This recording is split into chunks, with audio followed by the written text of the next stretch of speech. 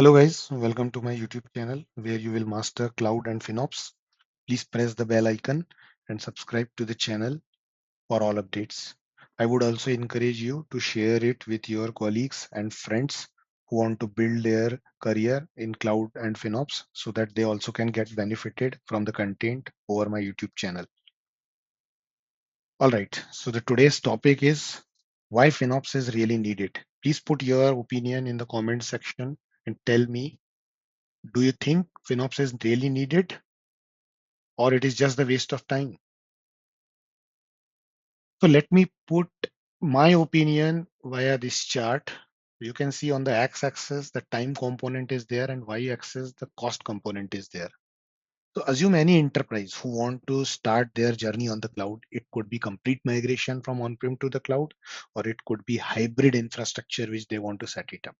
So any organization before starting their journey, they will define the planning or they will create the plan with the different stakeholders. It could be finance, procurement, it could be application for sure, it could be technical and infra teams.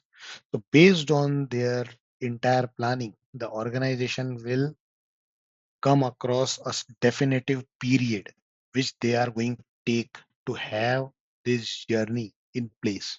So consider that this organization or this enterprise identify the period of 8 to 10 months, which I just plotted on this chart. And they pre-assumed that if everything goes well, they will be on the cloud with the defined workload in a period of 8 to 9 months. But how many times it happened that our plans works well?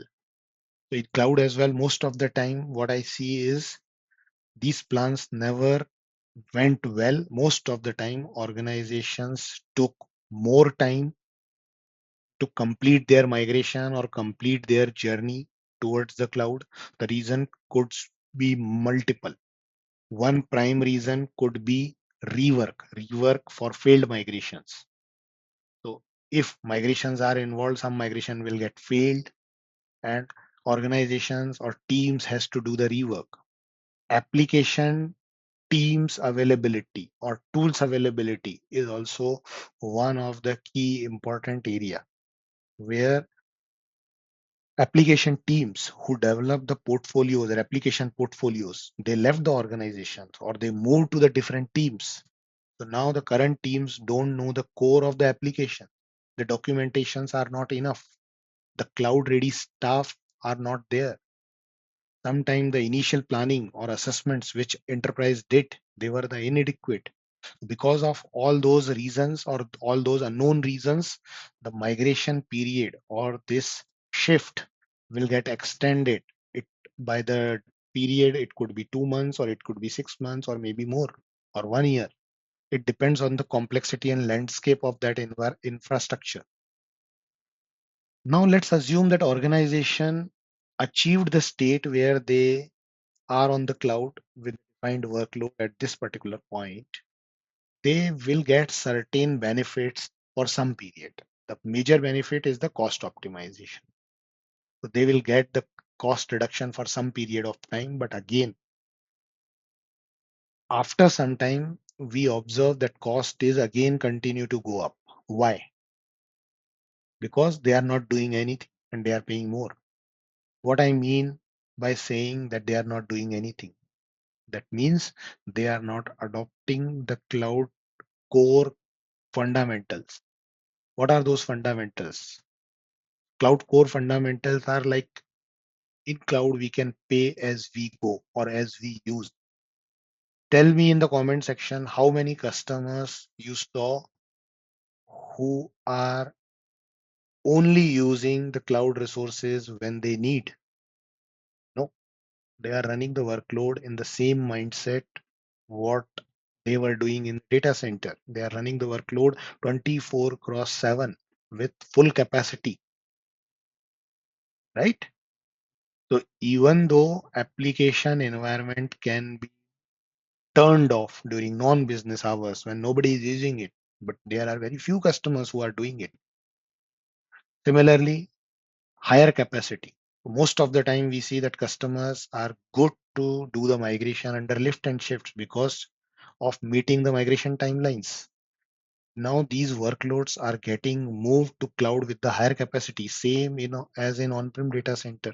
In on-prem data centers, there was no extra charges or paying or for keeping the hardwares or devices with the higher capacity. If we will not keep them, then it is waste, or then the procured capacity will not get utilized. But in cloud, we are paying dollars for each GB or each CPU or even each byte of data transfer.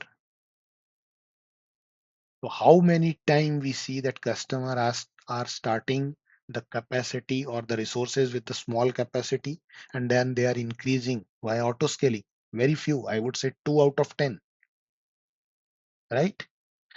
Hence, the FinOps is an important method or governance control or a culture which any organization or enterprise has to adopt so that the independent FinOps team can ensure that cloud concepts are getting leveraged by the different teams. It could be application team, it could be infra team. With cloud, there are different innovations like scalability or self-service catalog or on-demand provisioning are there, and which definitely drove incredible innovations. But parallelly, this disrupted the technical procurement process as well, right?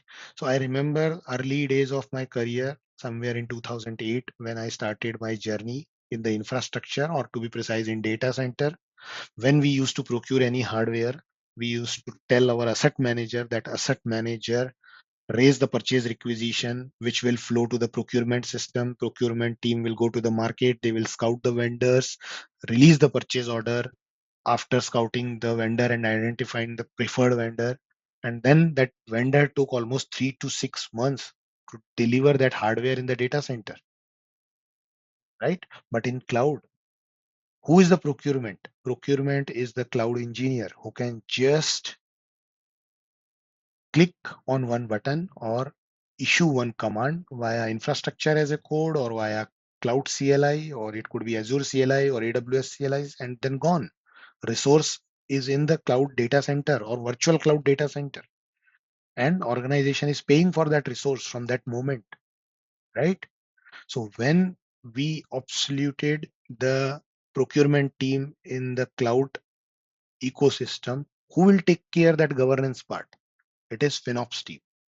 Before purchasing any single cloud service, do we really need it? We need to decide. And here the necessity of FinOps is very clear so that the organization as a whole can take the advantage of cloud.